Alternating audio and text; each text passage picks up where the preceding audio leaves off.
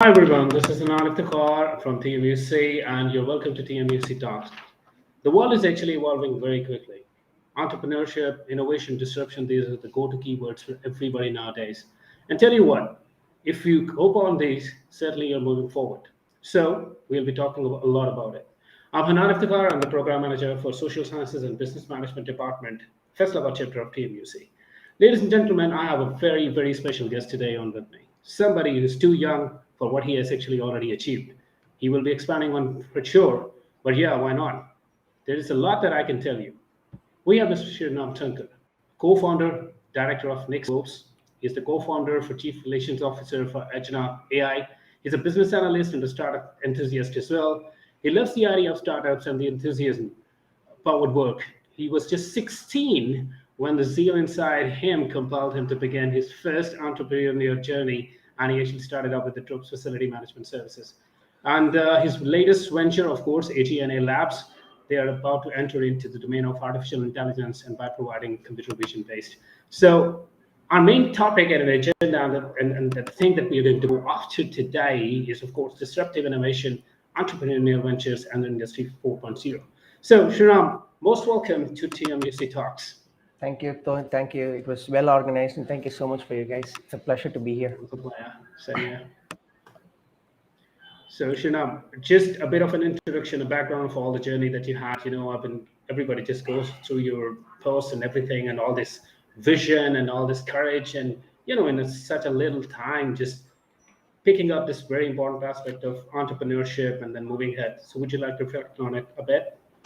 Yeah, a little bit of introduction about myself. So, as you all know, I'm Sriram, and um, this typical mindset of entrepreneurship came into me when there was a huge startup boom in India back in 2016 and 17, because I was probably doing my higher secondary education back then.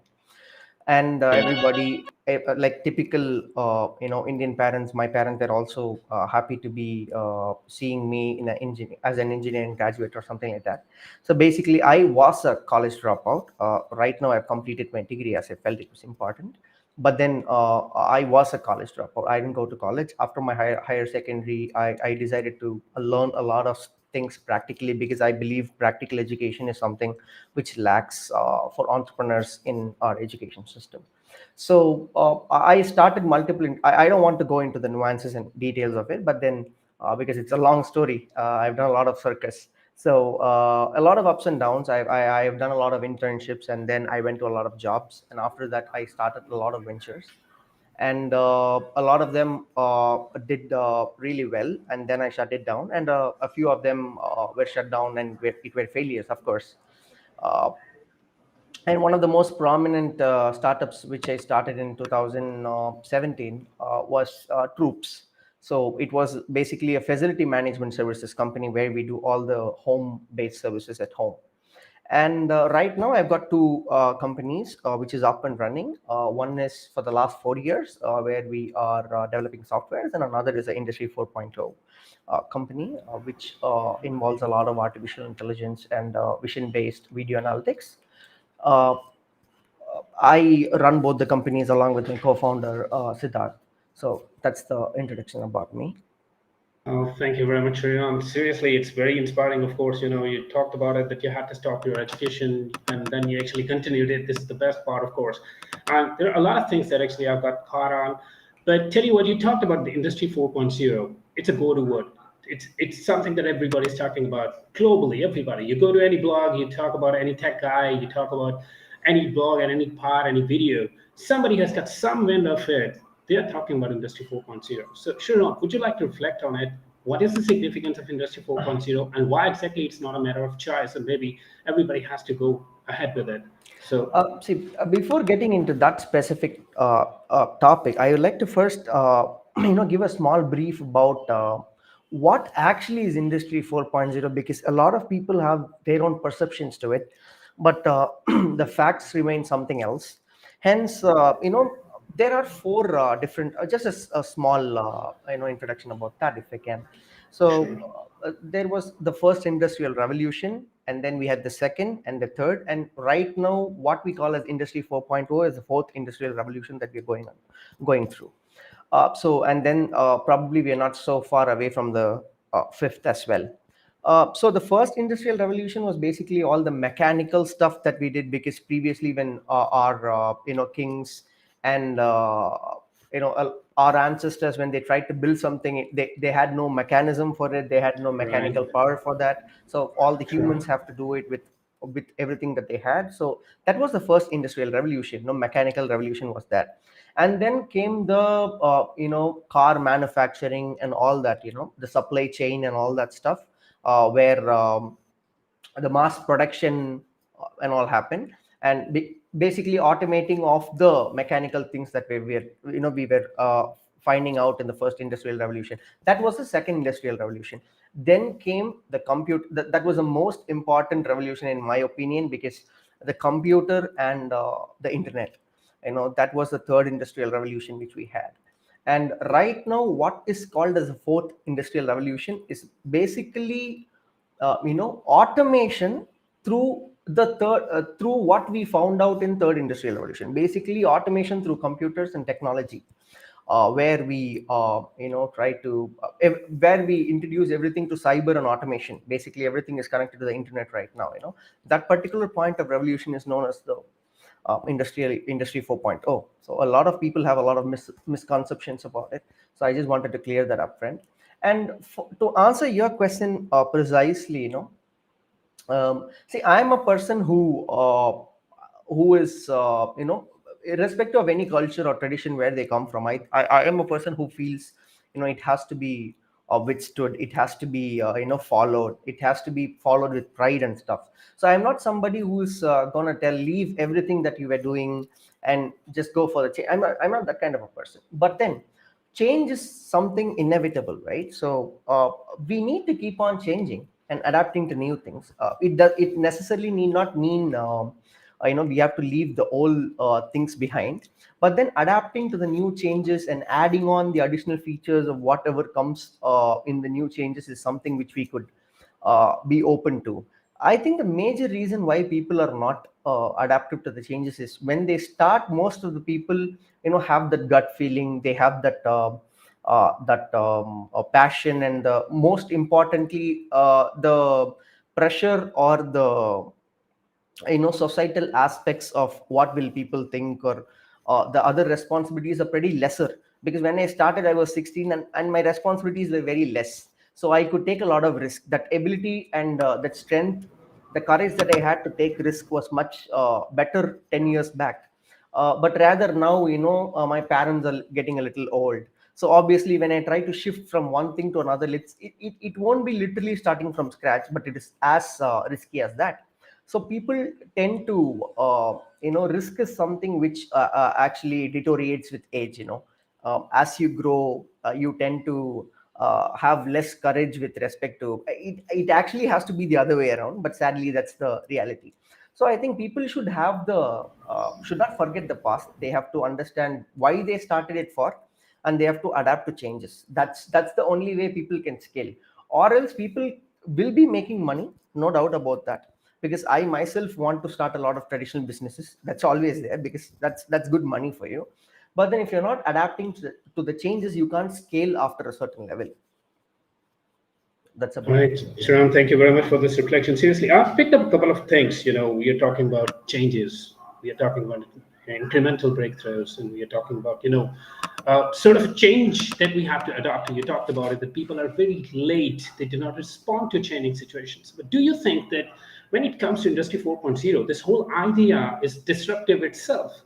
And people are trying to struggle to catch up with that, of course. In the West, we have seen that since they are actually coming up with all this idea. I mean, the Chinese have started working on it a lot, and they are rather step ahead of West. This is what the West admits themselves. Do you think that anybody who doesn't know about this fact, who actually is not aware that there's a big change that has taken place, how exactly can they begin with understanding this whole concept of Industry 4.0? How can they actually get the benefits of this whole situation, and then turn out to be a technopreneur instead of just a simple entrepreneur?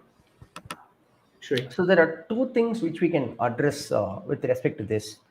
So the first thing is people have to be educated. That's one thing about this.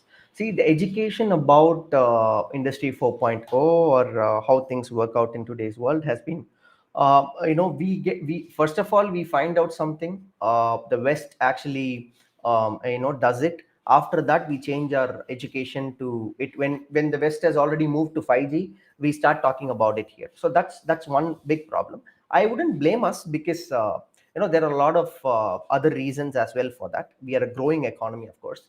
Uh, you know, I would say both our countries in that case. We are a growing economy, and of course, we don't have so much of resources that the West has today.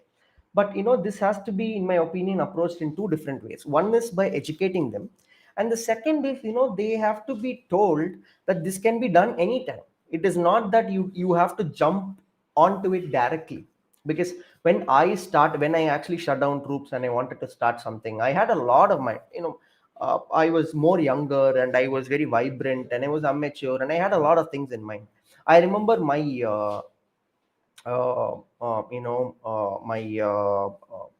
advisor calling me and telling me, Shriram, you have a lot of things in your mind, but listen to this. All the ideas that you have are disruptive. It's very good. I'm not going to discourage you by telling you that these are not good. I'm nobody to tell that.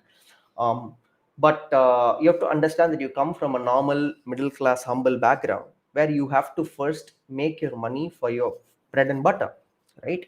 So first start a business, learn how to do a business. It can be a traditional business, it can be as cliche as a content writing company, or however it is, it can be anything. Doing a business just because there are a lot of businesses in industry because the industry demands so much. They have a lot of opportunities there. That's why there are a lot of content writing companies today. So I just gave you an example for that. Not No offense to all the content writers, nothing like that. But you can still do it differently, and when you do it differently, of course, you can earn a lot. You can make a lot of money. You can empower people. It's still possible. So similarly, after automating that, my advisor asked me to start multiple ventures because I don't have a problem for my food, bread and butter. I have a good family. I have an automated business where I'm generating revenue through that. After that, if I start other businesses, it's going to feed on me. So similarly, people need not have to jump on to the industry 4.0 directly. All right. So people can understand that they can start something. All right. They can do a good business. For example, let's take an example of a retail shop, right? So people can start a retail shop, market it in a very different way.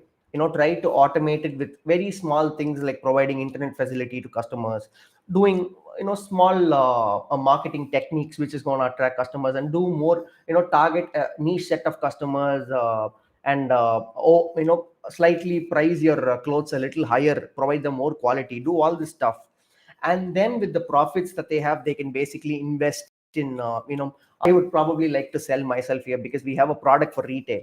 So what our product typically does is, if I can tell that for 2 minutes, it'll be great. So we in this Agnya, Yeah, it's sure, actually sure. pronounced as Agnya. So Agnya is basically, in our history, it's the third eye. That's what they call. So we are probably, with that name, we are telling people that we can see what you can't see. That's what we're telling the retail owners right there. So let's take a shop typically with five different branches. Let's take a retail, or let's take any kind of a retail store. It will basically give you all the analytics in real time about how many people are coming in, which way they take, is it a male or a female, what age category they belong to, and a lot of other data points. This will be very useful for the person because it's as accurate as possible, with AI enabled, and since it's vision based, it's as accurate. Previously there used to be sensors where if I walk through that sensor for 4 to 5 times, it calculates me as four different customers. But right now what we do is we connect a device which has our software running on it to a existing camera, and that camera looks on to who is walking into the store and gives great data. And I don't have to tell you the value of data in today's world. It's Yeah, Data is indeed, the new oil, and it's indeed. that is how it's going to be for the next few decades at least. So it's the data game that's being played right now, and data is very important. Analytics Sure. companies are growing each and every day. So All we right. basically provide, this kind of incorporation can happen in the retail store on a later stage. So for people who are feeling left out, I know sometimes when my co-founders discuss about some deep technology, I also feel a little bit left out because Sure. I'm not a coder, I'm not a hardcore technical guy. But then I'm here to do business. So a businessman should be able to even learn rocket science in a day's time, understand how it works, and should be able to start a business. That's his job. So that's what I would tell people. So first learn about it. I think as people around them, we should be telling them the proper things, and proper education needs to be given on that. Apart from that, they can always start from scratch. They can start from Sure. scratch. First incorporate industry 3.0. A lot of retail companies still don't use computers. They're way back in industry 2.0. We can't even think of them in 3 4.0. First Yeah, adapt makes into it, sense. and then we can think about automation, and it's still possible. Even today it's possible. Perfect. Thank you very much, Sriram. So, from your viewpoint, what actually I'm impressed was that learning about this revolution is actually gradual. Okay, you start with the first step. You can even start with a store, a departmental store, and then you start working on it. You get it automated, and then you get it artificially intelligent, of course.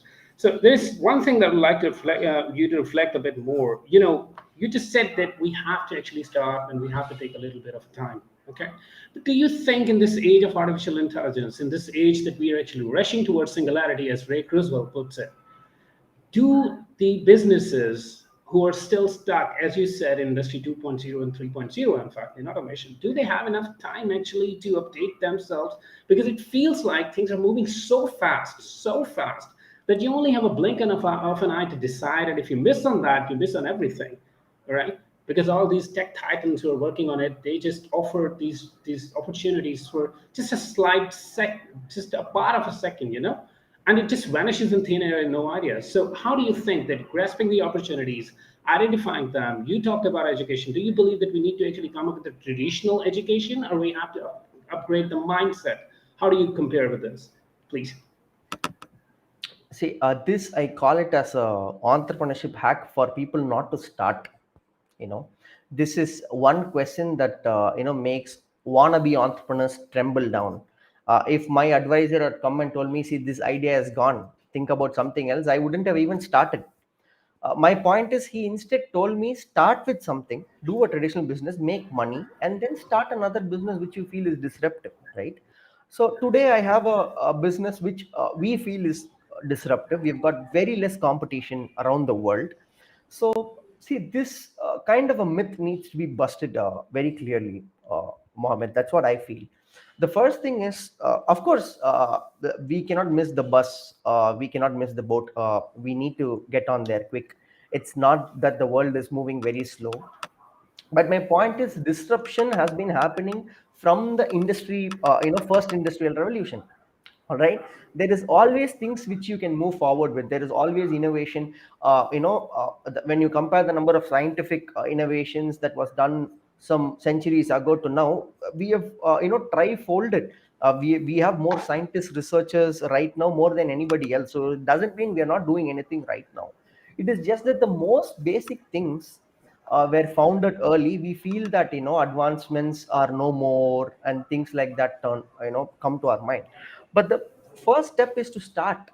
Rather than thinking about all this, I think entrepreneurs and wannabe entrepreneurs, irrespective of they have a good money backup or they have got investors, there are a lot of opportunities right now. Even if you don't have a bit of money, there are investors waiting for you to line up. But investors come and line up to people only people who have already done that, been there, who have tried something.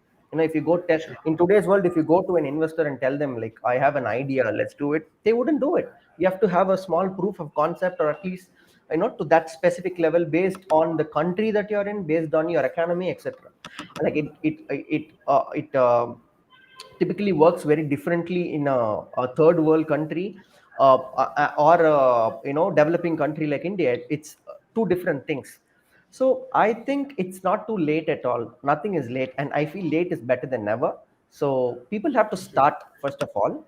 And if let's say the AI industries has become as common as IT companies or retail stores, let's assume that there is going to be something else. There's blockchain, there's going to be 5G technology, there is IoT, there are a lot of other things which you can venture into, which is not been explored enough in that particular time. I don't even know, because people are talking about metaverse today. So Yeah. Yeah. you start a company right now, and you have enough money in the next 5 years to start a company which is gonna microsas me and my co-founder started a very small product which we built through Nixels. I wanted to actually talk about that. So microsas is on a boom, right? You build a product, you Yeah. get some what do you call users on it. It can be Sure. annual, or it can be monthly payment, or whatever. So software as a service is a boom, and I think India is called the SaaS boomy. And we have a lot of SaaS products from India going globally. Recently also we've got a lot of companies listed on Nasdaq in US and all, and we've got Zoho native Sure. from India. We similarly built a product, and recently we are on the verge of getting funded to it.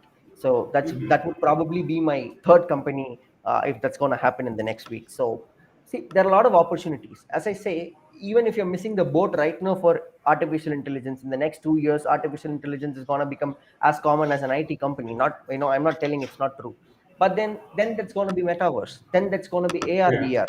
There are going to be a lot of technologies keeping on coming. It's not the end of the world. So I think the right thing to do is to start somewhere right now, uh, get some reliability, have experience in entrepreneurship, have some network, find the right idea at the right time, and then do it. It's never late. It's perfect. Thank you very much, Sriram. Okay, Sriram. I mean, since 2020, no discussion is complete if we don't bring COVID in. And everybody was thinking, and they were talking, and I was reading the articles and watching the videos, and back in November 2021, everybody was so confident that 22 is going to be the year without COVID at all. But here it comes, the Omicron, the new variant, and it's engulfing everybody. Even in Pakistan and in India, we have been reading and watching news, and there's so much. But entropy is a concept that says that wherever there is disturbance, this actually is resulting in sort of an order. So people, when they went back to their homes, when actually they had time to think, because what, boredom is something that humans are not very good with. We don't like to be bored. We are always trying to get curious, trying to find all these points and everything. Do you think that COVID actually has accelerated this entrepreneurial mindset in the species of human beings? I'm not just saying a country, I'm not just saying a nation, I'm not just saying a specific race, but yeah, as a whole, as a species. Do you think we had enough time to reflect on it and then come up with different ideas? And do you think that what we have achieved in the past 36 months specifically, we actually haven't done in the past 1.5 centuries? So, how do you take? What is your take on that, Sriram? Right. So, yeah, I've got two to three things to say. So, the first of all, we have had pandemics in the, we have had pandemics in the past. So, one who knows history, one who understands history to all levels, can understand that the life that we are living now is far better than what we used to have previously. Yeah, The only advantage is, not to offend anybody, but we didn't have so much of media channels back then. Even though it's giving you a lot of positivity on one end, when you get to know the news, people tremble. So of course the first wave was very bad. First wave across the globe, we didn't know how to handle it. But as you say, we did not expect 2022 to be this way. Even we are locked up here, even though the government in India has not enforced a lot of lockdown this time. But then still it is a little disappointing, because people don't like restrictions like this, and people want to move on and be on their own and be as free as possible that they were previously. But when you look at the good news, Omicron is not as deadly as the previous variants. So it's a basic biology where our body and the human species overall is getting used to it. So uh, even though it's gonna take one more year or so, we are gonna get used to it, and COVID is gonna be something as common as common cold. So yeah, and I think in my in India, I think there has been vaccination drive, and specifically Asians have been very accepting to the yeah, vaccination, and all that is yeah, going to solve problems. So let's hope, let's not take it like a year, this year is gone or something like that. We still have a lot of time ahead, and Omicron is a variant which is not as deadly as the previous variant, so we've got a lot yeah. of positive Exactly, news ahead. exactly, exactly. Yeah, So that's one thing.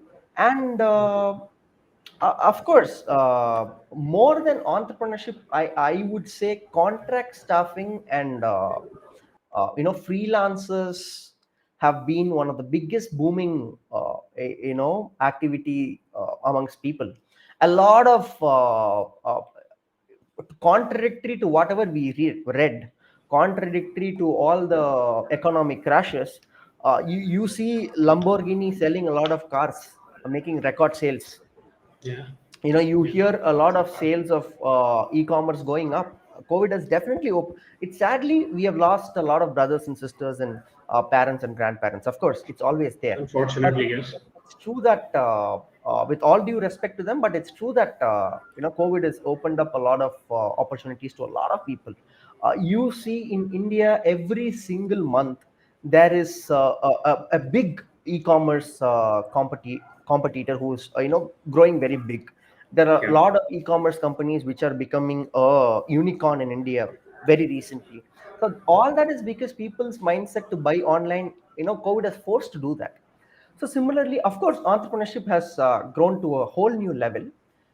But then people who don't want to lose their jobs, who don't want to risk entrepreneurship, are more into sidekicks. Work for 8 hours in your IT company or whatever company you're working in, and hustle for the next 2 or 3 hours on a sidekick and make some money. Entrepreneurship has become probably a second profession for a lot of people, and a lot of people, not to lie, they have got that passion. Entrepreneurship, COVID has opened that passion for them, and they are taking it up. But specifically, more than entrepreneurship, the freelancing part of the freelancing community is the freelancing part of the work style or the lifestyle of where we move towards temporary jobs and stuff has actually increased. That's what I would say. That's perfect. Thanks a lot, Sriram. But there's another thing that I would like your views on. We had a disruptive moment in the history of human species. Not very long ago, hardly a couple of decades ago, not even a couple of decades, maybe less than that, Jobs came up with iPhone, and he just disrupted everything. He just rewrote everything for us as species, for our societies, for our nations. We have got smartphones, we get access to a lot of things. You know what? 5 years ago, a smartphone was having 52 different gadgets actually accumulated in one device. You see, do you think that Zuckerberg's metaverse is actually the next disruptive moment in our history? And if it is so, what do you think that visual experiences are somehow going to, replace the physical experiences that we have? So, what do you like to reflect on it, Sriram? How do you view it? I mean, somebody who's already into AI, somebody's already a solution provider into AI. You are very sensitive about it. Really loved when you talked about it because I had it. Then I have to ask you the question as well. But okay, yeah. How do you see? How big is it? Is it as big as it was iPhone by Steve Jobs? uh, I don't want to get into this comparison of if it was as good as Steve Jobs, because me being a huge fan and follower of Steve Jobs, my comments would be biased on that. But then, Pretty uh, understandable. Yeah. yeah. So definitely, metaverse that's a huge thing, But it became really famous after Mark Zuckerberg announced that. But previously, some tech companies like Nvidia and all have already announced this with a name called Omniverse. I'm not sure about that, but some other verse. This is, Yeah. universal. Uh, Yeah. that's what they meant. So this is not something new to us, but practically, getting onto that specific part of technology is something that's new to us right now, and it's going to be exciting. Of course, I'm as excited as all the entrepreneurs or technopreneurs, as you call, and we ourselves are doing something on that.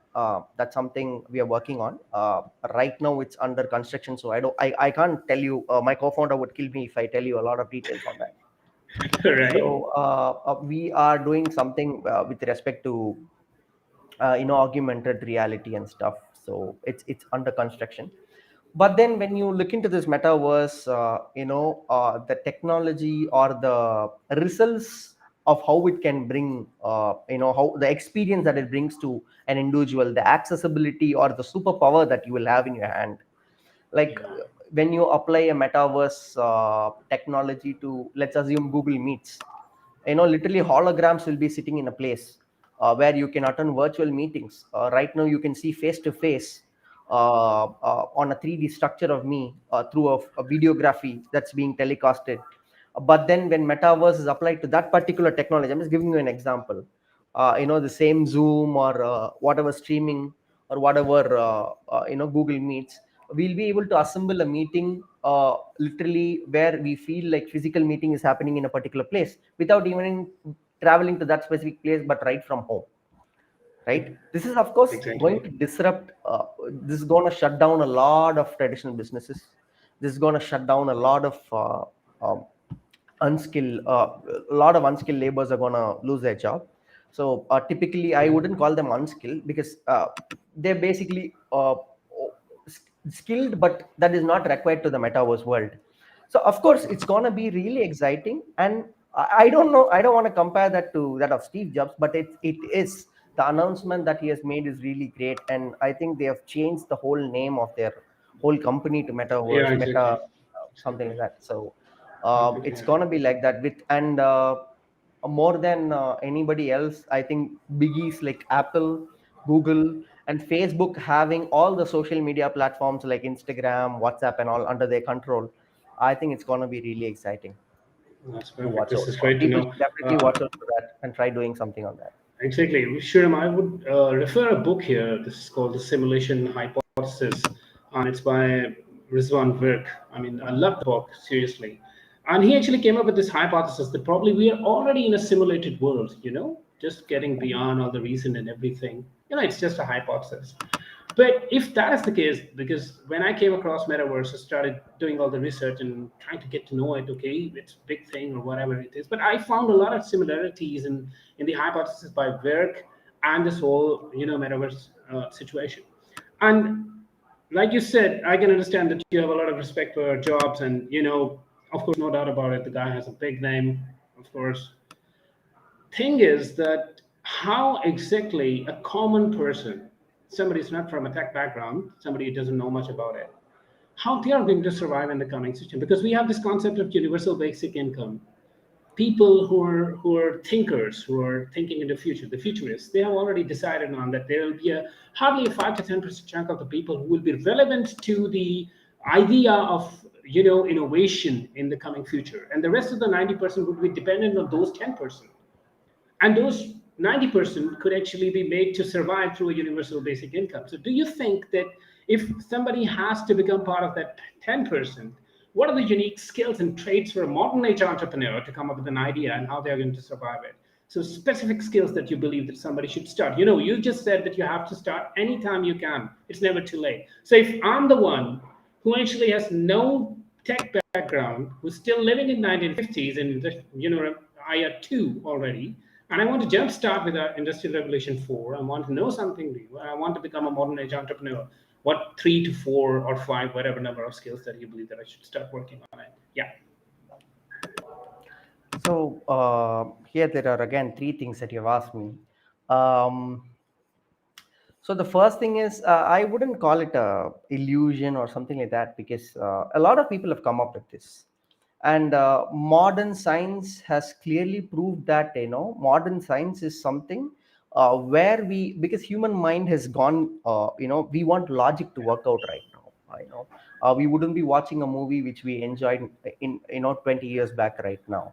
Okay. So we have gone to that part where we realize things and accept things only if it's told with logic rather than our perception. So modern science is, I feel it's literally proving things. It's like a circle, which our ancestors did some 5,000, 10,000 years ago without any kind of technology. So similarly, what is happening right now, what books whoever writes can be true, and I would love for it to be true, because it's going to be exciting if such kind of technology, and if that such kind of, it's kind of super powerful, right? What we call as superstitions right now can be true with modern science applying it on a logical scale. So teleporting, a lot of things like that are, of course, theoretically, I think there are a lot of papers, physics papers on teleporting as well. So you don't know, this is a ocean to talk about, and it gets a lot of it's like conspiracy theories. It goes in and in, and then you can do a lot of research and a lot of Yeah, maybe perceptions like three from decades different from now, people. Yeah. every conspiracy theory might actually turn out to be Right, you never know Exactly. because imagination So knows no boundaries. exactly. So we don't know what's coming up, but in general, if you want to take, any learning is a continuous process, and as you have seen, I've been attending a lot of courses even recently. It necessarily need not be through courses, and we are in a great period, where there are only no books. There is no not only internet. You have all kind of people who want to read book can read a book. People who want to learn from videos can learn from videos. People who want to read books on a technical platform on a computer can do that on Kindle, etc. So we've got a lot of sources. Previously I used to remember we used to have this thing called encyclopedia, and where we used to keep checking it out for everything. It has everything in the world, but that's nothing today. We've got the Exactly. internet. Exactly. So Sure. we've got the SEO playing with us. So we've got a lot of things in front of us. So people have to understand, specifically entrepreneurs. Why I'm telling it is because they influence a lot of people. When a person goes to, with all due respect to the employees, when an employee goes to work, he contributes to the company's growth, and he earns for himself or herself. But when an entrepreneur goes to work, he contributes to the company's growth as well. But when he earns, 40 or 50 other people also earn. So it is more important for an entrepreneur to update himself with the latest technology, news, how things work, and even politics. To be frank, all that is definitely needed. And any person who is not updating himself or herself with latest trends, or who is not learning continuously, is going to be left out someday or the other. You know so I would typically call this, I cannot specifically tell you what skills will help this. Maybe for placements, I can tell you that if you are a artificial intelligence engineer, if you're a cyber security expert, if you are a coder of one particular language, it's going to help you a lot. If you're going to be Right. a very distinctive marketing person with a lot of distinctive ideas, it's going to help you. You're going to get placed in a whole new company. But you know uh, my co-founder always tell me this: T learning is a T process. How it is.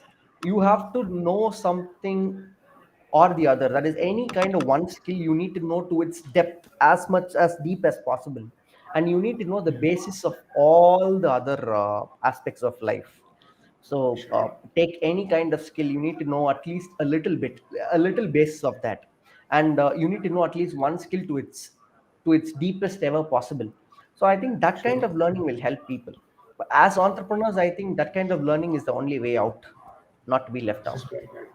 Perfect. Thank you very much, Shriram. So, Shriram, just we are heading towards conclusion. But tell you what, it's really difficult to just conclude this discussion. So much to know, so much that you have shared, and I'm pretty sure that it will be very, very helpful for our students, the youngsters especially, and why not we, the faculty, as well. So, final words from you, Shriram. Something, the crux of all the discussions that I and the things that you wanted to discuss. I know you're actually tight on schedule right now, so I won't be pushing for a bit more as of now, but certainly maybe in the later someday we'll get together again. But just a crux of the whole discussion that covers everything that you could have shared, but because of the time constraints, you can't. So, a quick recall of all what we have discussed and a quick suggestion to the youngsters what they need to do right now, the action that they should take. I like to tell three things here. It was not planned, I'm just telling it spontaneously to you people. That's even better. See, yeah. So the first thing is, start right now. All right. So if you keep thinking, we are gonna keep thinking, it's never gonna happen. Late is better than never. We don't have to feel left out. We all know the story of KFC, how he ended up starting a company after everybody retired, and he died as a billionaire. I mean, I hope he died. Yeah, I shouldn't give you any wrong information. I hope he didn't. That's all right. Yeah. We can go and check Maybe with the check it Google as later. well. Don't Yeah. worry at all. But he's pretty old. I know that. So, but I think he achieved what he had to at the age of 70s and 80s. So start right now. That's the first thing.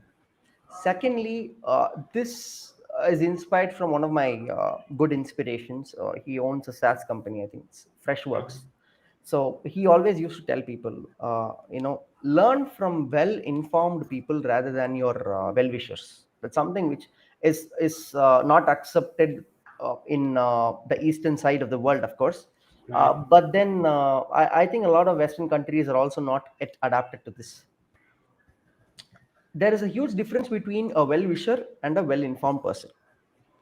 So a well-wisher is someone who understands you, who can help you emotionally. Let's take our parents, relatives, friends. They're all well-wishers. They tell it for your good. But are they knowledgeable enough to talk on that particular subject? We don't know, right? So we need to learn from well-informed person based on what and who needs to tell what is very important. You can't go ask a chef a doubt in technology, right? You have to ask a chef how to cook a food. That's the question you need to ask him. So you need to find out who is well informed in what, and you need to seek advice from them. That's the second thing. And the final thing is, don't believe whatever. See, we of course, technology has given us a lot of things, and we of course have access to everything. So as you know, this is a very common topic in all kind of discussions. If is social media True. networking good or bad? you know Technology, social media, whatever advancements comes, it's always has a good side and a bad side, right? So Uh-huh. typically anybody can post any nonsense on social media or the internet. You never know what is right and what is bad.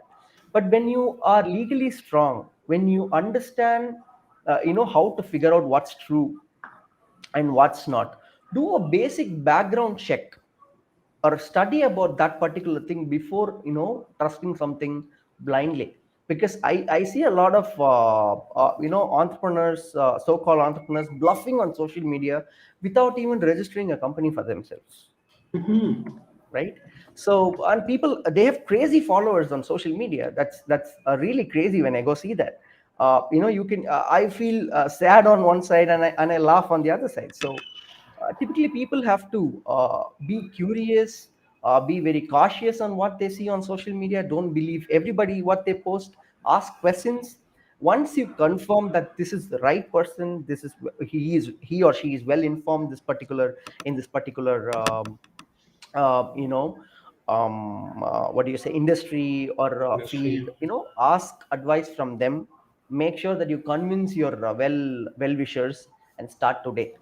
That's how you do it. Perfect. That's perfect. Thank you very much, Sriram. Seriously, it's wonderful the way you actually handle all the questions and all the information that you poured into us. And you know what? I've got like 3 to 4 points that I need to work on. This is what I do usually: pick up the points, start, doing all the research, and of course all these three very important suggestions that you came up that you have to start right now, and you actually go for the well-informed instead of well-wisher. And finally, you have to be very cautious with the background checks as well, because recently there have been certain stories that the so-called motivational speakers, all over the world, they actually have been trying to lure people in, and everybody is trying to learn something, whatever their motive is. But it's very easy and convenient to actually lure somebody in, especially those who are at the very tender age of, you know, 20s, early 20s, or late 19s. So now, on behalf of our whole TMUC fraternity, especially our Feslabad chapter and our department, and everybody, I must offer my gratitude. Thank you very much for sparing your time. Pleasure. It was a much anticipated event. To be honest with you, I was personally very excited to talk to you. And seriously speaking, like I said, there's a lot to take away and a lot to think about. And I have another request for you as well, that please keep it in mind that you have to spare the same time for a game, for us Oh, again, of sure, course, and we'll be definitely, looking forward. definitely. Please. All right. Sure. So, ladies and gentlemen, I believe that there was a lot to pick up on today. And seriously speaking, this is the need of the hour. Whenever you want to actually put something into practice in a society, the first thing is that you actually spread the keywords. You make it the talk of the town. We have to make artificial intelligence talk of the town in Pakistan and across the border as well, in India and everywhere else, but specifically in Pakistan, because we are having this trend to follow up. We rarely catch up. So, and secondly, Industry 4.0, disruption, innovation. These are the keywords for nowadays. We have to talk about it. This is the reason why we requested Shriram to spare his time and to talk about it again. So thank you very much once again, Shriram. And Thank thanks you. everybody for your patience. I believe we have been able to make some difference. We left you with some thought process. So we'll get back again. Thank you very much from Hanar Iftikhar signing off now. Thanks a lot, everyone.